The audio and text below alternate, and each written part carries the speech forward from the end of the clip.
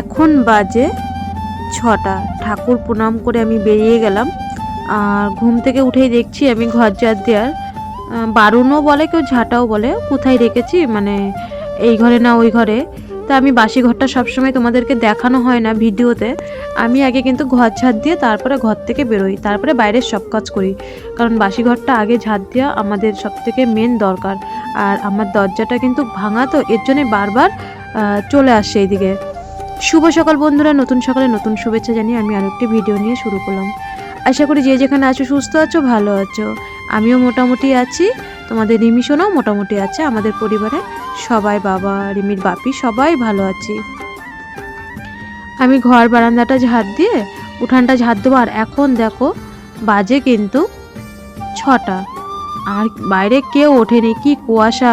আমার তো আজকের থেকে তোমরা জানো, কালকের ভিডিওতেই বলেছি রিমির আজ থেকে কিন্তু টিউশনি পড়াতে আসবে। আর আজকে হচ্ছে রবিবার, রিমিকে 7:30টায় আজকে ওর যে আর্টসের মাস্টার পড়াতে আসবে। তাহলে আমি তো আর শুয়ে থাকতে পারি না, কারণ তোমরা তো জানোই আমার একটা ঘর, আর রিমির বাপি ওই পাশে শোয়। আমার তো বিছানাটা তাড়াতাড়ি তুলে ফেলতে হবে, কারণ আমার তো এক্সট্রা কিছু নেই, খাটেই পড়াবে স্যার। আর বিছানা গুছিয়ে পয় পরিষ্কার করতে হবে। আমি শুয়ে থাকলেও রিমি শুয়ে থাকবে, যতই বাইরে কুয়াশা হোক আর যাই হোক। আর রিমির বাপি, রিমি সবাই উঠে গেছে, তো তাই ওদের সাথে হাসছি। রিমি প্রত্যেক দিন ওকে ডাকি, ও বলে 5 মিনিট করতে করতে 9:30 বেজে যায়। আজকে মেয়েকে আমার আর ডাকতে হয়নি, মেয়ে আমার লক্ষ্মী ঠাকুরের মতন পুরো 6:30টায় উঠে গেছে। আমি 6টায় উঠে গেছি, 6টায় একবার অ্যালার্ম দেওয়া ছিল আর একবার 6:30টায় অ্যালার্ম দেওয়া ছিল।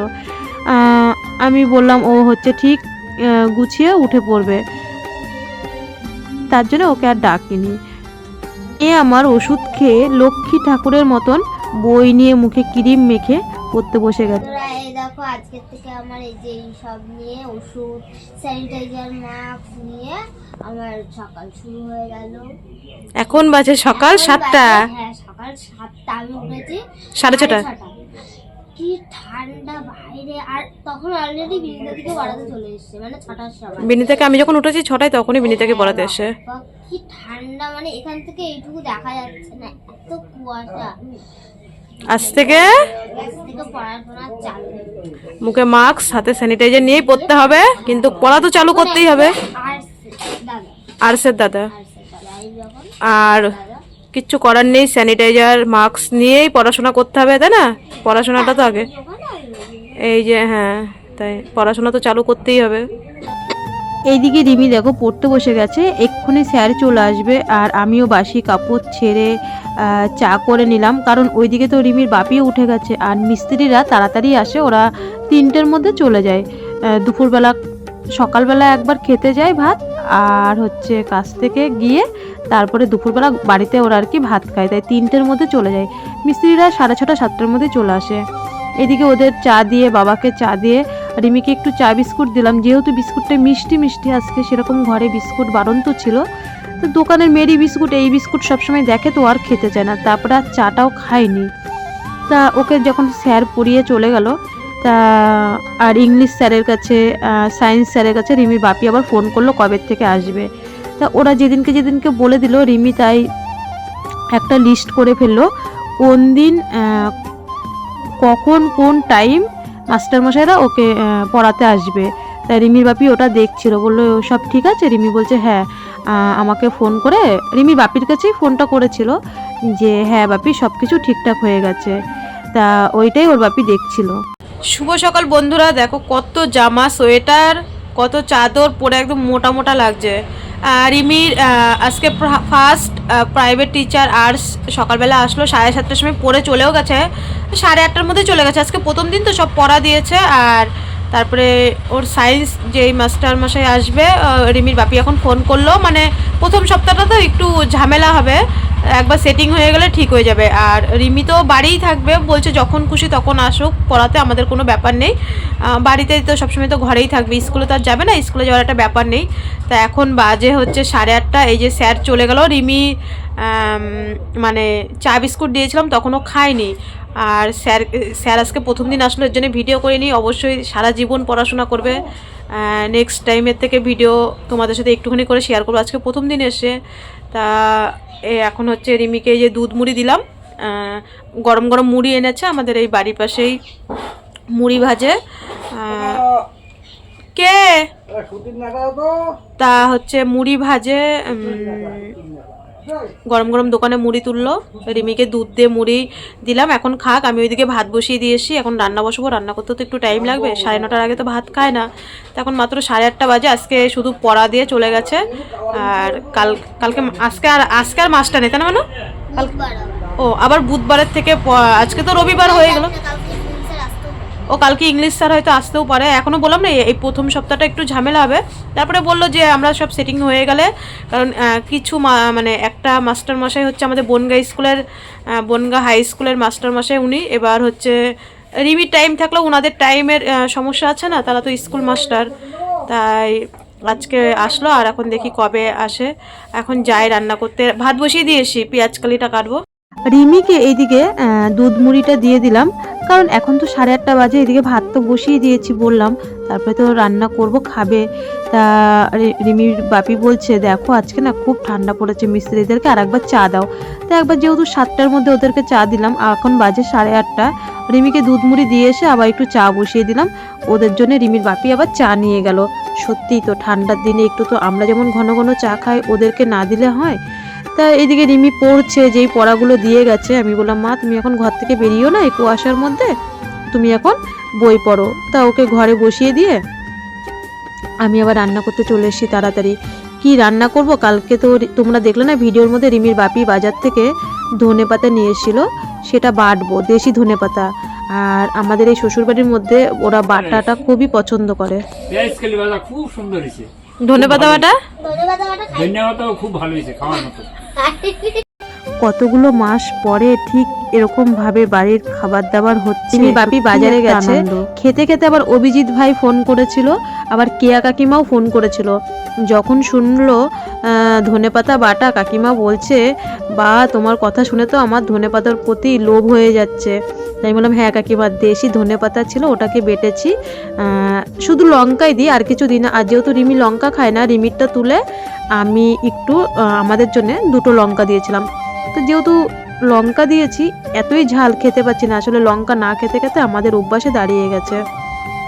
তা কেয়া কাকিমার সাথে আর বোনের সাথে, কাকিমার মেয়ের সাথে অনেকক্ষণ কথা বলে ফোনে, আর অভিজিৎ ভাইও ফোন করেছিল, ওদের সাথে কথা বলে রিমিকে তো জানো স্নানের আগে না খেজুর দিই, তারপরে কাজু দিই, ওইগুলো আমি ওকে ধুয়ে দিচ্ছিলাম। আর এদিকে দুপুরের রান্নাও আমি গুছিয়ে নিচ্ছিলাম। তা গোছাতে রিমিকে কমলা লেবুটাতে শীতকালে আমাদের খাওয়া তো খুবই উপকার। আর রিমি শুধু লেবু জাতীয় ফলটাই খায়, আর কোনো ফলটা ওকে দেওয়া হয় না।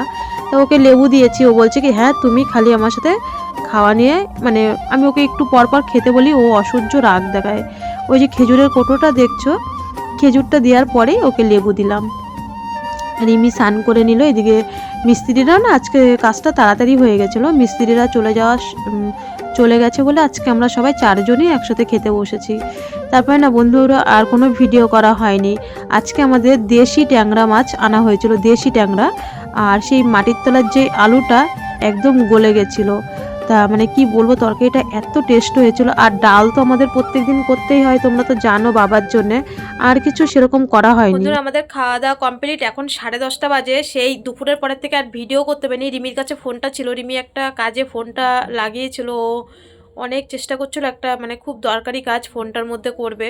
আমার তো মাথায় সেরকম একটা মানে ঢোকেই না, তা ও সেই দুপুরবেলার থেকে একটা কাজ এখনও সেটা কমপ্লিট করতে পারিনি।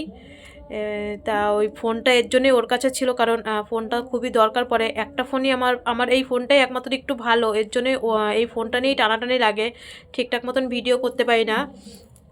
কালকে যে এই পরশুদিনকে যে ওয়ার্ডরোবটা কিনে নিয়ে আসলো, তা যে শ্রীরামপুর থেকে যেই বোন দিয়েছে, সেই বোন না আজকে ফোন করে বলছে কি যে দিদি আমার এটা খুব পছন্দ হয়েছে, আমি যখন ফেব্রুয়ারিতে প্রথম সপ্তাহে তোমাদের বাড়ি যাবো রিমিকে দেখতে, তখন আমিও একটা এরকম কিনে নিয়ে আসবো। আমি বলছি তাই? বললো হ্যাঁ দিদি খুব ভালো হয়েছে, যেই বোন দিয়েছে। আর রিমির তো আজকে তোমরা সকালবেলা তো মানে মাস্টারমশাই আসলো রিমির, আমি তো ভাবতেই পারিনি স্বপ্নেও যে তোমাদের আশীর্বাদে বিএমটি করে আবার রিমিকে আগের মতন আমি পড়াশোনা করাতে পারবো। আমার ঘরে মাস্টার আসবে। বিএমটির সময় তো প্রচুর টেনশনে ছিলাম, কি হবে না হবে, কি হবে না হবে।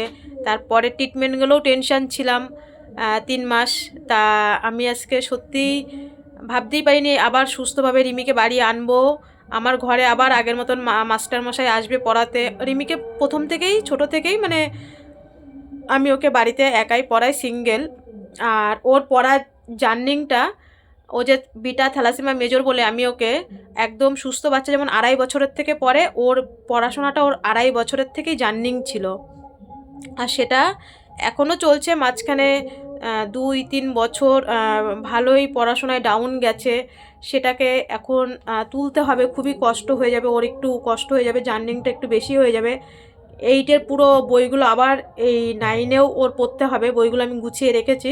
আমি বললাম ফাঁকে ফাঁকে একটু যখন স্যার মানে মাস্টারমশাই যখন পড়াবে মাঝে মাঝে বলবি দাদা আমার পুরনো হচ্ছে অঙ্কগুলো ইংলিশ মানে মাস্টারমশাইদের থেকে পড়াগুলো আদায় করে নিবি, কারণ 8-এর অনেকটাই পুরোটাই ঘাটতি রয়েছে, 7-8-এর ওর ঘাটতি রয়েছে পড়াশোনাগুলো।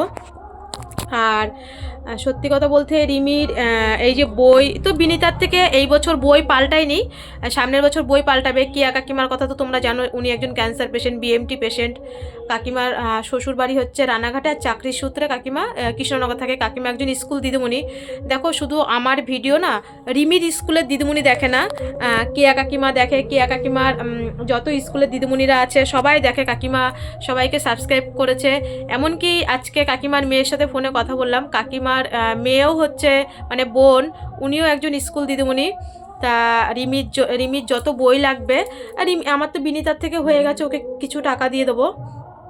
তা আর বাদবাকি বইগুলো কাকিমা ওখান থেকে পাঠিয়ে দেবে। আর এমনকি আজকে বলেছে রিমির যা খাতা লাগবে টাকা পাঠিয়ে দিয়েছে। আমি বললাম না কাকিমা দিতে হবে না। তা রিমিকে বলছে তুই লজ্জা পাচ্ছিস, তা হচ্ছে আজকে টাকাও পাঠিয়ে দিয়েছে যে যা খাতা লাগবে। সত্যি আজকে যদি আমি এই প্ল্যাটফর্মে না আসতাম তাহলে আমি এত লোকের ভালোবাসা, তারপরে এই যে রিমির আজকে পড়াশোনার জন্য যা লাগছে, আর সত্যি যদি কোনো দিন আমার হাত পাততে হয় রিমির পড়াশোনার জন্য বই কারোর কাছে যেতে হবে, সেটা আমি চাবো। কারণ আমার পরিস্থিতি তোমরা সবই জানো, সবই দেখেছো, কিছু লুকানোর কিছু নেই। তা ওই আর কি, যদি কোনো দিন রিমির পড়াশোনার জন্যে যদি বই বা খাতা চেতে হয় কারোর কাছে, অবশ্যই সেটা আমি চাবো। রিমির শুধু পড়াশোনার জন্য, আর কিছুর জন্য না, এটা অবশ্যই দরকার। এমনকি কাকিমার মেয়ে বলেছে আমি তোকে, উনি তো স্কুলের দিদিমণি, কাকিমার মেয়ে বোনই বলছি, কাকিমার মেয়ে বলছি না, বোন হচ্ছে স্কুলের দিদিমণি কৃষ্ণনগরী তেহট্টতে স্কুলের। আবার এমনকি 26 থেকে 27টা বাচ্চা টিউশনি পড়ায়। তার রিমিকে বলছে প্রত্যেক রবিবার আমি তোকে ভিডিও কলে অঙ্ক করাবো। আজকে সত্যি যদি আমি এই প্ল্যাটফর্মে না আসতাম আমি এত কিছু পেতাম বলো?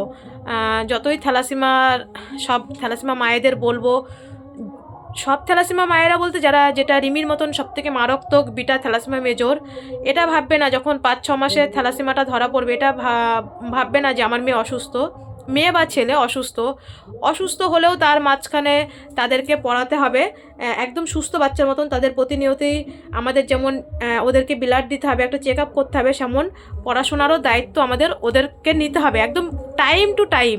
ভাবতে হবে যে ওকে আমি প্রত্যেক মাসে ব্লাড চালিয়েও, রক্ত প্রত্যেক মাসে দিয়ে ও আমার একটা সুস্থ বাচ্চা, এটাই ভাবতে হবে। আর ওদেরকে খুবই শিক্ষাটা দিয়ে আমাদের খুব দরকার, খুব। তা আজকে আমি সত্যিই কাকিমার থেকে অনেকটা সাহায্য পেয়ে বইয়ের ব্যাপারটা, যেটা বইয়ের ব্যাপার মেন, রিমির পড়াশোনার যে বইয়ের ব্যাপারটা, অনেকটাই আমি হেল্প পেয়েছি। যেটা পেয়েছি আমি মিথ্যা কথা বলবো না, ওই যে উনি একজন আছে, উনি দেখে, কারণ নামে তো মিথ্যে বলতে নাই, যার থেকে যা সাহায্য পেতে হয় সেটা বলতে হয় সত্যিটা, আর সত্যিটা বলার সাহস আমার আছে। তা এটাই আর কি বন্ধুরা। আর কোনো সেরকম ভিডিও করতে পারিনি রিমির জন্য, ফোনটা ওর কাছে দরকার ছিল। সবাই ভালো থেকো, সবাই সুস্থ থেকো। আজ এই পর্যন্ত, কাল কোনো এক ভিডিওর সাথে অবশ্যই দেখা হবে। আর আমি জানি এইসব ভিডিওতে সেরকম একটা ভিউজ হয় না, যাই হোক বন্ধুরা, যদি চ্যানেলে নতুন হয়ে থেকো অবশ্যই সাবস্ক্রাইব করে পাশে থেকো। আর আজকের মতন টাটা, সবাই ঠাকুর প্রণাম করে রাত্রিবেলার মতন ঘুমিয়ে পড়ো। Good night, tata.